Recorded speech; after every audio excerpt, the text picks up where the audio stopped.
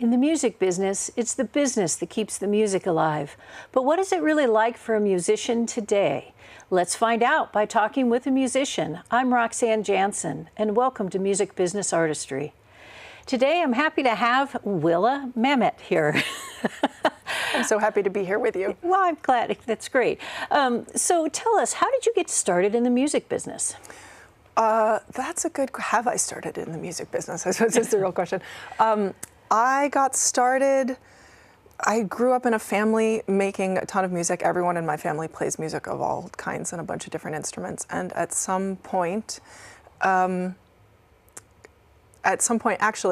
I had a health crisis that I thought was going to keep me from singing. And I called up a dear friend. I live in Oakland now, and he lives at home in Vermont, where I'm from. And I said, I'm coming home, and we have to make a record, because if I have to deal with this health crisis, and I've never done that, I'll kick myself forever.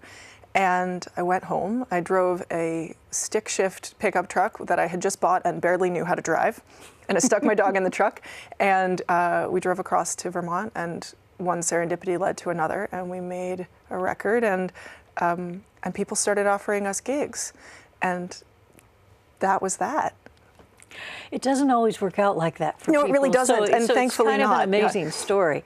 I think one thing that helps, obviously, is that you have a good voice. Thank you. I've enjoyed hearing it. And in addition, you have a little bit of the background from your family, listening to their stories. But since you came at it from kind of the back way of making the album first and then performing, how did you actually make the album? How did that happen? Let's see.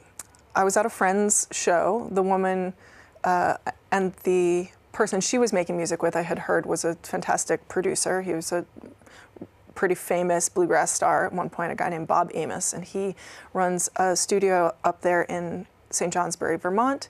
And I went up to him after the show and said, I'm sure it's completely impossible that you have any time, but do you know of anyone who has time in their studio? And he sort of looked at me and said, you make music with these other people? You know, and I said, yeah. And he said, well, come sing for me and let's see. And so I went up and sang for him with my friend Paul, with whom I've made the records. And he looked at me and said, I think I'm free next week. And so we went and we recorded. Both of the albums have made it really simple. It's just 2 vocals and a guitar. And so there wasn't a whole lot of hoop-de-doo about it. There wasn't much to do other than go and record it. And it was all mixed and mastered in one studio. And then I learned by making a lot of mistakes. I figured out how to get the CD pressed and how to do download code. I'm such a Luddite. I own a typewriter that I use, and not in an ironic hipster way. You know, like I really, I'm kind of going kicking and screaming into the computer thing. So it's not super easy for me. I'm not an early adopter, but I've figured it out, and I've asked for a lot of help. And it turns out there's YouTube videos to teach you just about anything. Well, one thing that we'll have to talk about is the YouTube videos, because you've made some. Yeah. Yeah, but before we jump onto that, let's talk a little more. So the album that you made, what type of music would you call it? I would call it folk music pretty broadly, and include in that some bluegrass, some country, some blues, some soul. But folk is a nice umbrella. Yeah. Because it can mean everything and nothing. It can mean everything or nothing. And the music, you wrote it? No, the first 2 records we made are all covers. They're our favorite songs, the most meaningful, the most heartful. Hopefully this year there'll be another one with originals. Good. Yeah. So when you play covers on that, I asked you this a little bit, but how do you go about doing the covers? Well, mostly I sing the words. I make sure to play the notes. Or do you ask, you're meaning legally? Legally. Yeah.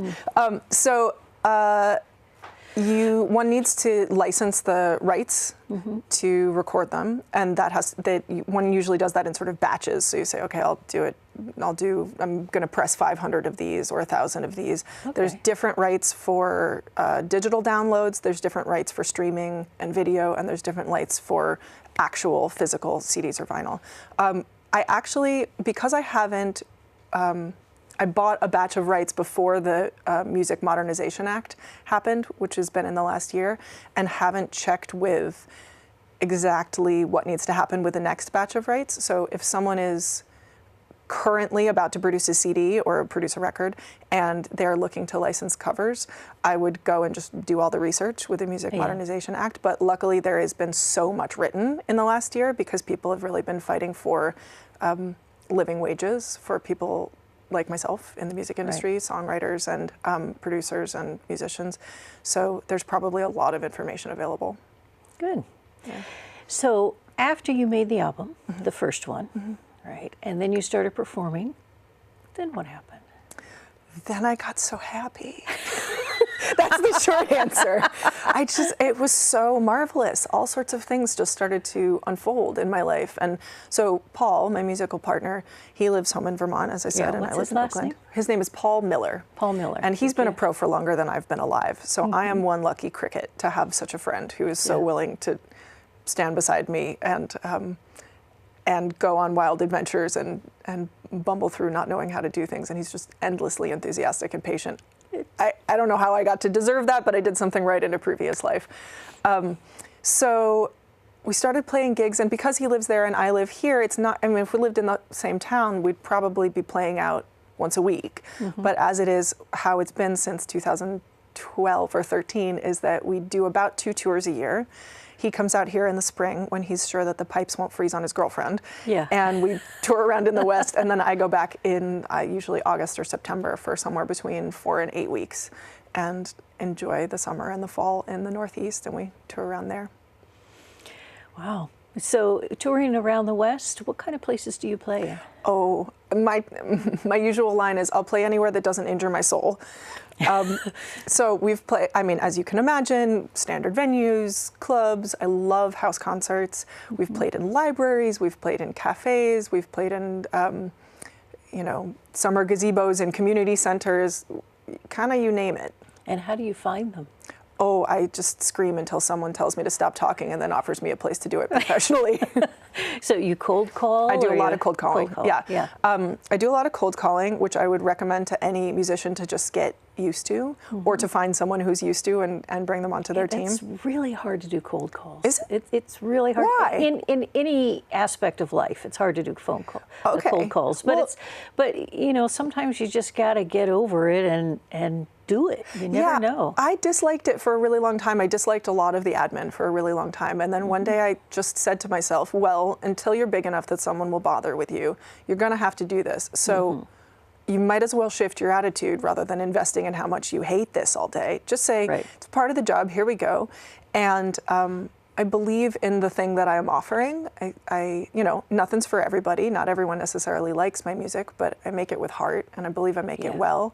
And I am strive to be kind and honest and decent. So I feel like I can offer something good in terms of someone to work with. So given those two things, I just said, well, then forget about it. You're selling something you believe in, and this is what they are interested in buying. These people are interested in buying music, so go make some friends.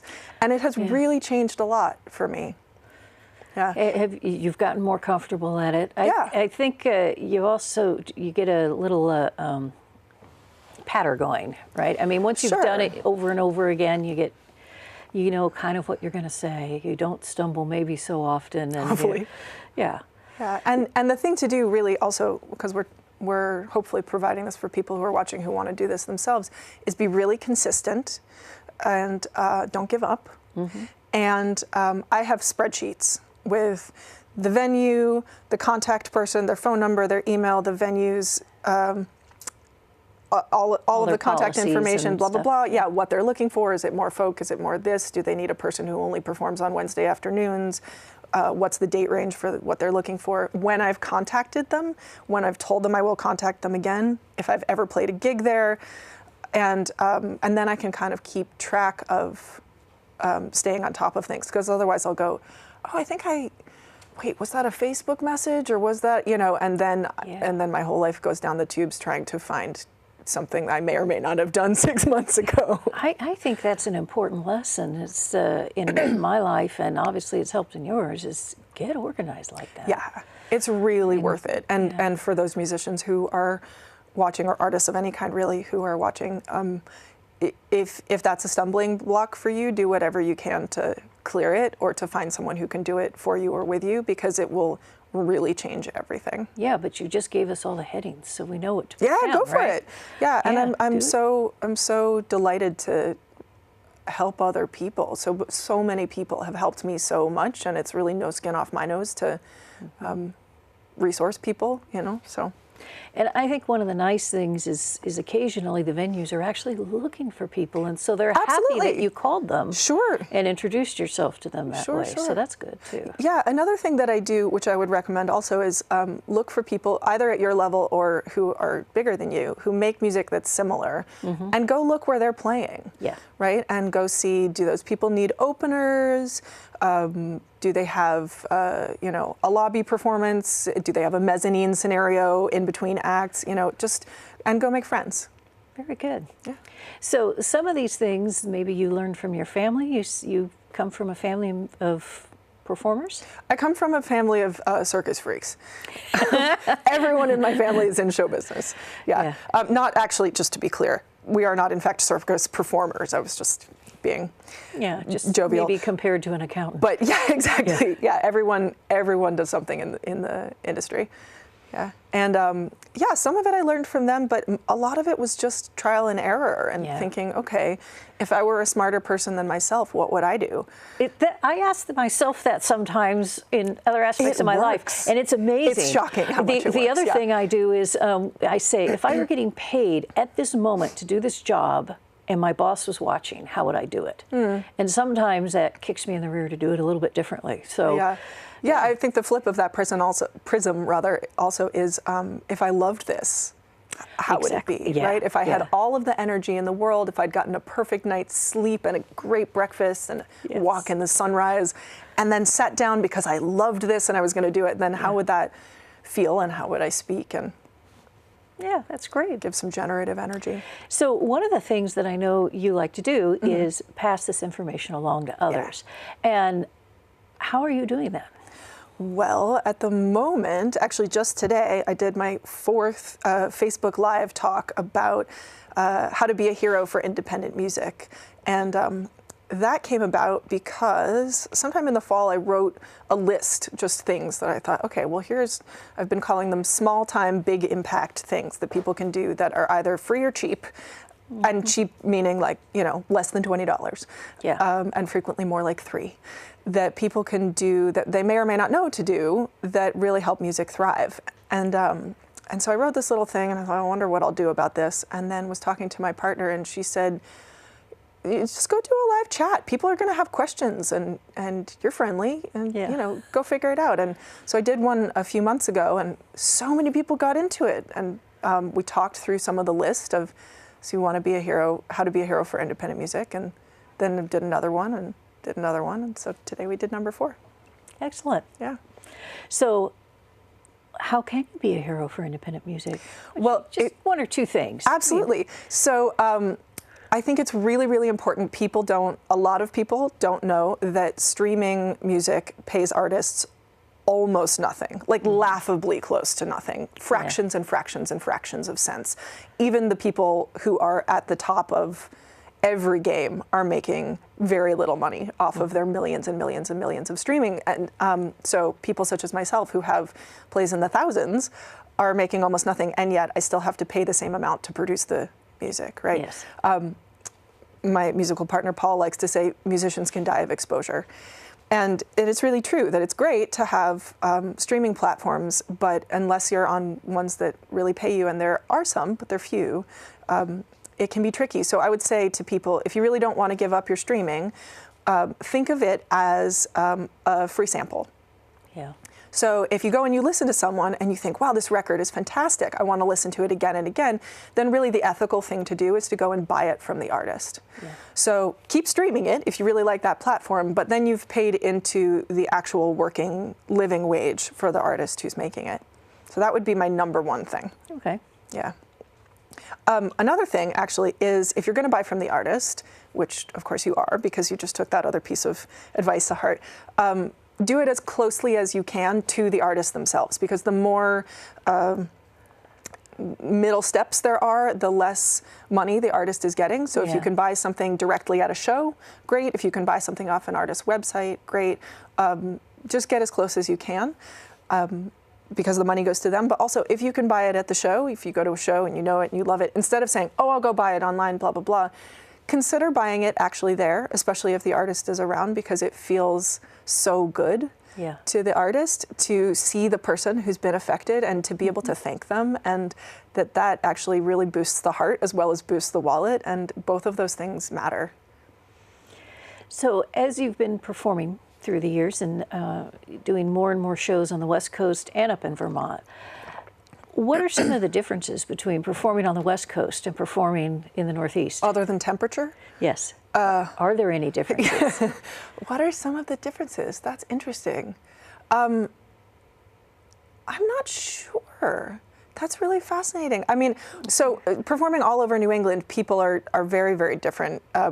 Generally, you know, I remember performing at a house concert outside of Boston where people sat. It was a packed house. It was probably 90 people at a house concert. It was a packed house. Everyone sat transfixed. No one tapped their feet. Really? And by the time we got to the intermission, I said to Paul, I think these people are all drugged. Something terrible has happened to them. I don't know what is going on. So at intermission, I said, okay, you're allowed to, or once we got back, you're absolutely allowed to move. And, you know, if you want to bop your head, if you want to, okay, you could sing along, assuming you know the words, maybe sing the song we're singing. It helps to both be singing the same song. But then again, where I'm from in Vermont, where there's so much music and so much community around music, that would have never happened. So, I don't know, different communities are different. I think sometimes it's hard to know what's expected at these places. And That's maybe true, too. they'd been given a lecture before they came that, you know, it's going to be at a house, it's going to be at a concert, and you will be, you know. Yeah, it's interesting. Yeah, especially when something like, and that was the first house concert that this community had thrown. And so I think they hadn't, your point, I believe, is spot on, because they hadn't developed a community culture around what happens when we do this. Yeah, you don't know what's expected. Yeah.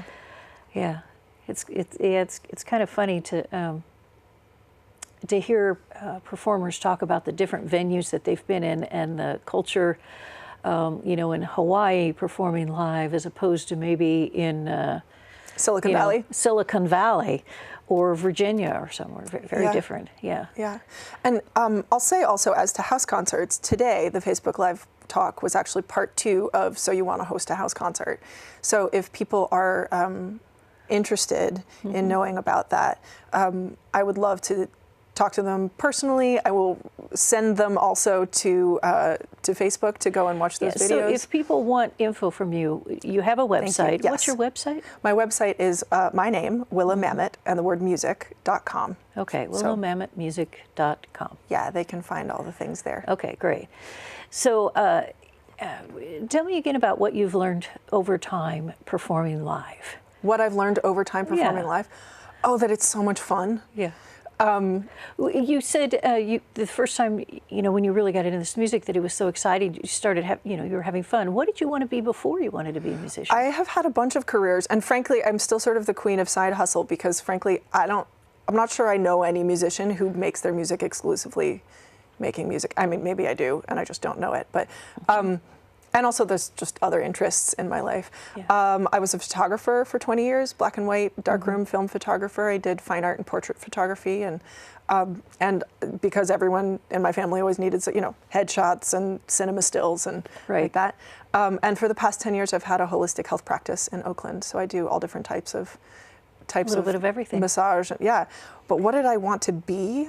That's a really good question. I think for a long time I didn't know. I was following the things that felt compelling and that I felt like I was skilled and had something to offer, but none of them quite landed in the way that this does. I mean, body work actually does feel extremely purposeful, but in both body work and music, I feel like I can be of service, and that fills my heart in a way that nothing had previously. It's nice to be of service and have fun. Yeah. Yeah, I think it's great. Yeah. So are you going to continue performing with Paul? Paul, thank you. Yes, I do. I play out solo, and I will continue to play out with him as long as he will have me, because he's my dear and darling friend, and a monster musician, and we have a great time, and I think have a good show to offer. But it's been really lovely, actually, in the last year and a half or 2 years to also play out by myself, and that's been it's been quite a stretch and a great challenge, and a great cracking open of my heart and stepping into the world. And it's brought me to some incredible people, including you. So thank you. And cracking open of your heart, as you're saying, you started writing music. Yes. You did covers before, Yes. and now you've started writing music. Yes. So now I do both. So do you enjoy it more when you've written the song, or more? No, when I enjoy it differently when I've written the song. But part of what I love about when I was exclusively performing covers, people would say, but you love to talk and you love words, and but like, why don't you, how about you write a song? And I would get sort of puffed up and porcupine prickly to say, but these are the words, these people have already said what's in my, what's in my heart to say, and don't push me. Yeah. And I don't really take kindly to people telling me what to do. I'm a little bit of a grump in that way. Yeah, me too. Just ask my husband. So part of what's so extraordinary about poetry and about music is the capacity to then step into the experience of someone else expressing some ineffable thing that has touched you, right? And so to sing some exquisitry penned by John Hyatt or Bonnie Raitt or Nina Simone is what a gift, right? And such a different experience of say something like visual art, which has the same capacity to affect but can't be stepped into in necessarily quite the same way. And yeah, so I love them both. You know, the other thing about covers is even if you feel the exact same way as the person who wrote it, it's kind of fun to be able to, on the days that you want to open up your heart, you can sing it and you can pretend that it's you who wrote it. And on the days when you don't feel like opening it up, you can sing it and say, well, no, I didn't write that. That's not about me. Sure. Or, there's different, it's being, for example, a butch lesbian. It's really, really different when I sing a country song that was written about loving a woman than it was if, Randy Travis is singing it. And I appreciate the capacity to be able to hopefully be true and also be myself. And I have to admit, in the country songs, many of my favorites are the ones that are not about romantic love, but they're more about the rest of life as well. You know, like of grandparents and relationships with them. Those are some of my favorite songs. Yeah. So, yeah. Well, you know what happens when you play a country song backwards, right? Yeah, I'm supposed to know. I forgot all this. I mean, you get back your job, your girl, and your truck. Yes. Okay. Yeah, I mean, that's a common line, and I knew that one, but it's funny better. You gave me. Thank you for being genteel and allowing me the opportunity for a punchline. Sure. We'll pretend that's it. Yes. Yeah. So, so right now you're doing how-to videos as well as performing and as well as putting out music. But the how-to videos are how to help musicians and all. Are you doing any other topics?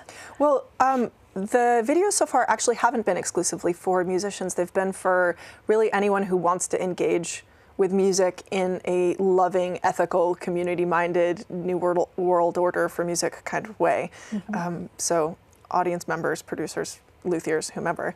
And I really hope for the capacity to have a platform for conversations in that way. So today, actually, a bunch of the people who were participating in the conversation weren't musicians and weren't necessarily house concert hosts, but had been to a house concert or had questions about maybe hosting in the future, or, oh, my son's a musician and he couldn't listen in today, and what can I tell him about, et cetera. So while I have plenty of ideas and I don't in any way shy away from telling people about them, I also like the opportunity to give people a platform to have a conversation themselves.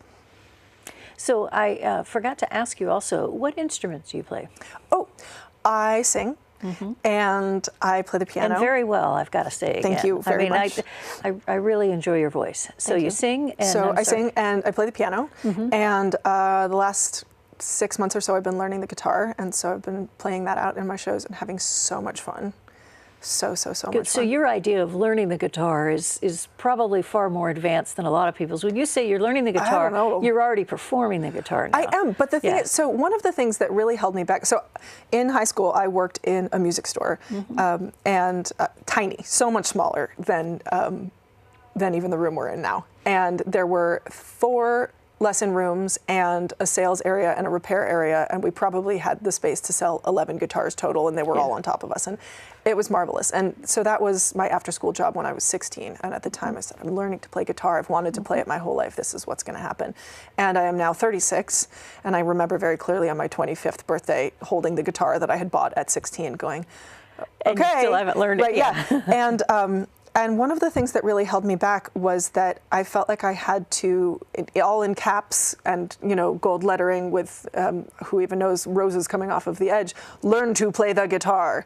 And I finally just said, well, what if I just learned to play this one song? Yes. And so then I could play that song, and it's okay. Well, what if I just learned to play this one other song? Because at a show, or for my own benefit, I don't need to know how to play the guitar. I just need to know how to play this song, right? Yes. And it really, it cracked the code a little bit in the rigidity of my perspective. Yeah, it made it easier to get started. And the funny thing is, once you get started, it's if you give a mouse a cookie, And so then I'm calling up friends saying, can we FaceTime? Will you teach me that thing? I loved that song. Can you play me that? Okay, so I'm just going to be a little bit of a pest. Can you do that again? I just need to take a video. Hold on, pause there, And luckily I've been spreading that out enough that people seem not to be totally annoyed with me. Yeah, so that's great. That's great. It's so much fun. It's so much fun. I look forward to seeing you live. I haven't yet seen you perform live, so you got to keep me on the list for when you do West Coast stuff. You got it. And I'm sometimes on the East Coast as well. Great. So any last piece of advice or last comment that you want to make real fast? Oh, keep your chin up. 10 seconds? Keep at it, and feel free to hit me up. You can find me on my website, willamametmusic.com, or on all the other platforms, actually all of them. And don't be afraid to talk to your heroes either. Okay, will do. Thank you very much for being on the show today. I appreciate it. Thank you.